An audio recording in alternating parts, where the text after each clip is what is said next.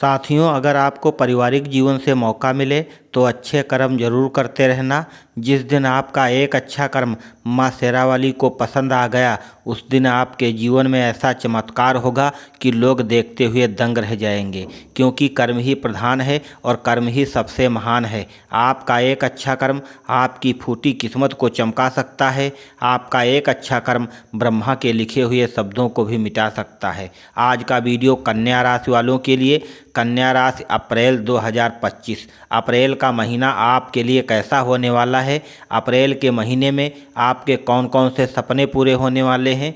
कैसा रहेगा ग्रहों का योग और कैसी रहेगी महान संतों की भविष्यवाणी? आज का वीडियो आपके लिए बेहद खास होने वाला है, क्योंकि आज के वीडियो में हम आपको बताएंगे इस महीने कैसा रहेगा आपका पारिवारिक जीवन और कैसा रहेगा आपका व्यापार में फ़ायदा होगा या कोई नई समस्या का सामना करना पड़ेगा, नौकरी की स्थिति कैसी रहेगी, शिक्षा तथा करियर के बारे में कैसा रहेगा और कैसा रहेगा आपका प्रेम जीवन और कैसा रहेगा आपका स्वास्थ्य। तो चलिए बहुत सारी जानकारी के साथ में वीडियो को हम शुरू करते हैं।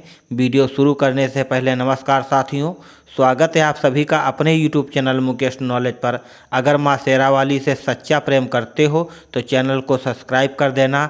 अगर विघ्नहर्ता श्री गणेश जी से सच्चा प्रेम करते हो तो वीडियो को लाइक करके कमेंट बॉक्स में जय माँ शेरावाली जरूर लिख देना।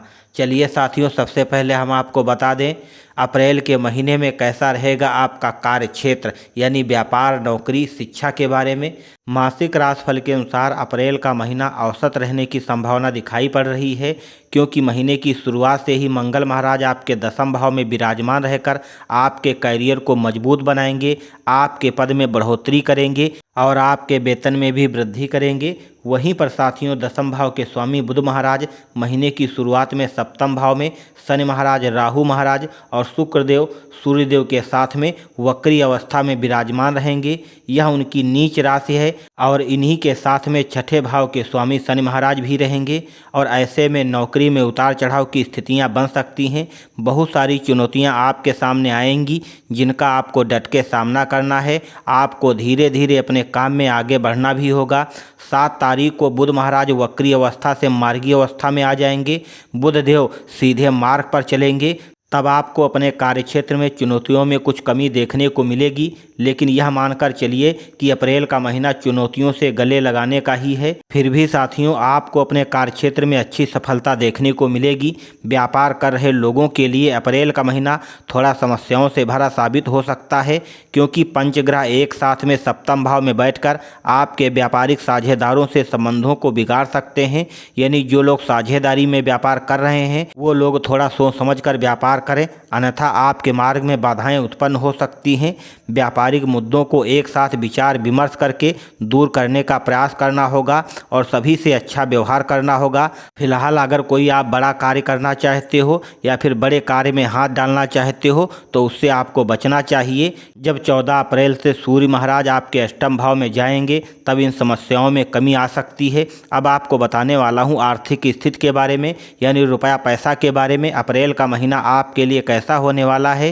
राशिफल के अनुसार आर्थिक स्थिति कुछ हद तक आपके नियंत्रण में रहने की संभावना दिखाई पड़ रही है। ऐसा क्यों होगा? क्योंकि देवगुरु बृहस्पति आपके 9वें भाव में बैठकर आपकी राशि में दृष्टि डालेंगे, जिससे भाग्य का साथ आपको मिलेगा।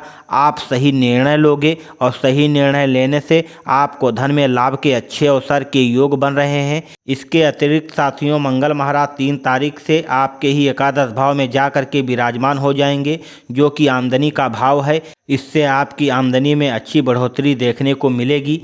तीसरे भाव के स्वामी होकर के मंगल महाराज आपके एकादश भाव में बैठना आपको अपने प्रयासों से अच्छी आमदनी प्रदान करने में आपको सक्षम बनाएंगे। और इधर अष्टम भाव के स्वामी मंगल महाराज उनकी स्थिति के कारण आपको अचानक से धन प्राप्ति के योग बनाएंगे। आपके लिए बहुत बढ़िया है धन के मामले में, इसलिए यह महीना आर्थिक तौर पर आपको लाभ देने वाला साबित हो सकता है।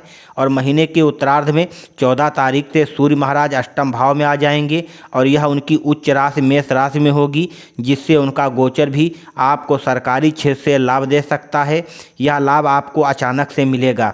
साथियों, किसी प्रकार की पैतृक संपत्ति मिलने की पूरी संभावनाएं बन रही हैं। जब सूर्य महाराज यहाँ से निकलेंगे तब शुक्रदेव और बुधदेव भी वक्री से मार्गीय अवस्था में हो जाएंगे, अपने सीधे मार्ग पर चलेंगे। तब आपको व्यापार में लाभ होने की प्राप्ति के योग बनाएंगे। साथियों, व्यापार भी तब आपका बहुत ही शानदार चलेगा, अच्छा चलेगा और अच्छा खासा मुनाफा देखने को मिलेगा। वही अगर बात करें पारिवारिक जीवन के बारे में तो राशिफल के अनुसार पारिवारिक जीवन के लिए औसत रहने की संभावना दिखाई पड़ रही है, जबकि चौथे भाव के स्वामी देवगुरु बृहस्पति पूरे महीने नवम भाव में विराजमान रहेंगे और वहां से आपके प्रथम भाव और तृतीय भाव और पंचम भाव को देखेंगे। ऐसे में आपकी संतान को सुख मिलेगा और परिवार का विस्तार होने के योग बन रहे हैं। यानी जिन लोगों के अभी तक संतान नहीं है उनको संतान का सुख प्राप्त हो सकता है। आपकी राशि पर गुरु महाराज की दृष्टि होने से आप धार्मिक व्यवहार करोगे और धार्मिक क्षेत्र में आपकी रुचि बढ़ेगी। अगर आपके माता पिता हैं तो आपके संबंध बहुत ही मधुर रहेंगे और माता जी का स्वास्थ्य पहले से सुधर जाएगा, जिससे आपको थोड़ी राहत की सांस मिलेगी। आपके दूसरे भाव के स्वामी शुक्र महाराज सप्तम भाव में विराजमान रहेंगे, जिससे पारिवारिक व्यवसाय में उन्नति के योग बन रहे हैं। यानी परिवार की उन्नति भी हो सकती है। महीने की शुरुआत में मंगल महाराज सप्तम दृष्टि से चतुर्थ भाव को देखेंगे, जिससे परिवार में छोटी मोटी समस्याएं परेशानी का कारण बन सकती हैं। लेकिन 3 तारीख से मंगल महाराज भी आपके एकादश भाव में जब चले जाएंगे, इन समस्याओं में कमी देखने को मिलेगी। वहां से मंगल महाराज आपके दूसरे भाव को देखेंगे, जो कि वाणी का भाव है। इससे भी आपके कुटुंब में कुछ समस्याएं हो सकती हैं और कटु वचनों के कारण कुछ समस्याएं उत्पन्न हो सकती हैं। इसलिए आपको सोच समझकर ही किसी से बातचीत करनी है और अपने रिश्तों को संभालने पर ध्यान देना होगा। अगर आपके भाई बहन हैं तो आपको लाभ होगा, उनके संबंध आपसे मधुर रहेंगे। अब साथियों, आपको बताने वाला हूं प्रेम व वैवाहिक जीवन के बारे में। अप्रैल का महीना आपके लिए कैसा रहने वाला है। राशिफल के अनुसार किसी प्रेम संबंध में आप अगर हैं तो यह महीना आपके लिए मिश्रित परिणाम लेकर आया है। सर्वप्रथम तो पंचम भाव के स्वामी शनि महाराज आपके सप्तम भाव में विराजमान रहकर प्रेम विवाह के प्रबल योग बनाएंगे।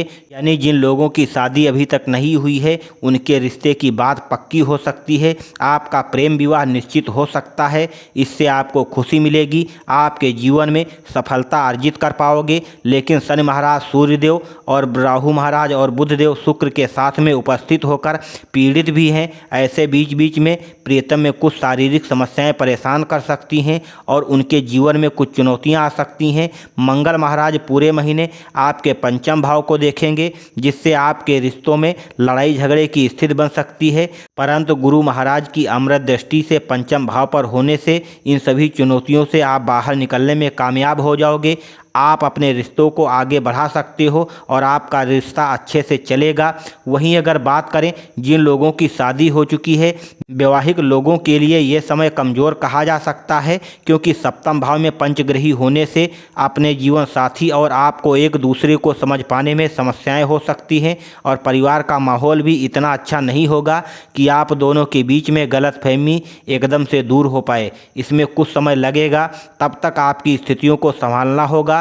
और महीने के उत्तरार्ध में जब सूर्य महाराज यहाँ से निकल करके अष्टम भाव में चले जाएंगे, तब कुछ हद तक स्थितियाँ संभल जाएंगी और तब तक धैर्य से काम आपको लेना होगा।